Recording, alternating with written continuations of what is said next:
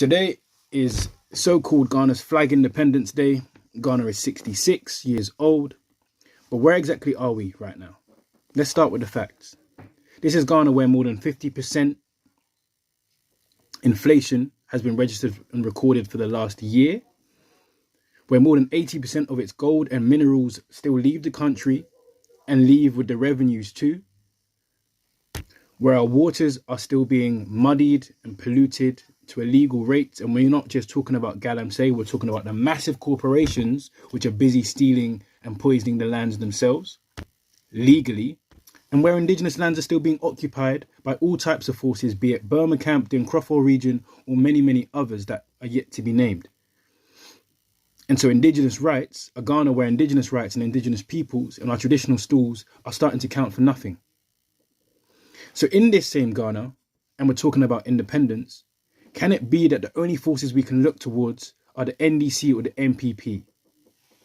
Because these are two national parties that have been flirting back and forth with power for the last few decades, going up against a system that is globally organized. Because where do we think that the gold, that our oil, that our minerals, where do we think it gets exported to? Where do their young children get sent abroad to study? So when this whole system is globally organized to rob Ghana blind, steal from Africans, and make sure that the cost of living is impossible to deal with, and it's all African resources, when we look at Nigeria and the elections get robbed in broad daylight because they want to make sure that young people don't have their voices heard, how do we think that happens? And how do we make sure that those in power don't continue to stay and abuse their power when we're talking about our march to freedom? And this is what we mean. This is what we're calling for, a second march to independence. Last year, Mahama of the NDC party was aligning himself with Adieyiesafo-YIPPFA Nkrumah. Now he's talking about Repair Ghana and the platform of repairing Ghana.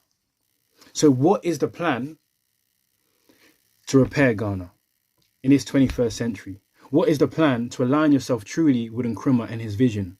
Because the Ghana that we want has to return to not just Nkrumah's vision, but improve upon Nkrumah's vision to secure a union with the likes of Guinea and Mali, who are breaking free now from Western imperialism, to build the type of bloc which means that Africans can stand together across borders and defend our interests, our rights and our resources, and a type of bloc that can empower local communities to trade freely, to develop and sustain themselves locally and according to their own indigenous rights, a type of bloc that will stop the illegal or theft of Mother Africa's resources, the genocide and the ecocide that comes with it, the destruction, the explosions, the gas flaring. And it also means giving a planet repairs education that aligns our interests with those conscientious ideals of Nkrumah, so that our young people can be the ones that from school can be leading adaptation measures for a different type of Africa. And these are all doable things, doable by the power of communities, doable by young people. But first, when we start to independently organize, and this is a call for Ghanaians, for young people in Africa to independently organize, because we cannot be looking up and waiting on the likes of two parties, NPP or NDC, to deliver independence and freedom for us. And this is a fact that can be spoken of in all countries who have a Western style two-party parliamentary system. It doesn't work. It doesn't even work here in the United Kingdom. And this is what most people are now openly saying. So if we're going to take those lessons from Nigeria, and secure free, fair and peaceful elections, then it's going to take us independently organizing our own forces to make sure the advances that we take in our communities can't be rolled back by Western imperialism, the IMF or any other forces that they seek to deploy on our lands. So that if we're talking about a real march to independence, when Ghana is turning 66, then let's talk about Yentua, let's talk about indigenous rights, planet repairs and building our youth wings now.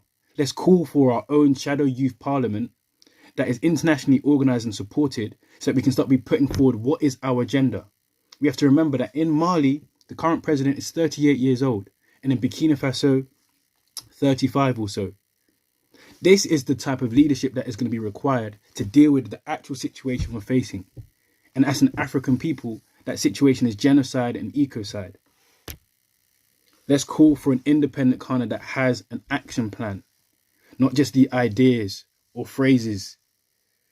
And let's make sure our young people in our communities are heard in leading that. So this message comes from Adieyiesafo, meaning that we want to be the ones in charge of fixing our country, both on the ground and internationally, and make sure that our demands for reparatory justice, for the transformation of our communities, are secured in our lifetime. And this starts with an educational revolution of starting to see ourselves as the ones that are going to make the change and step forward.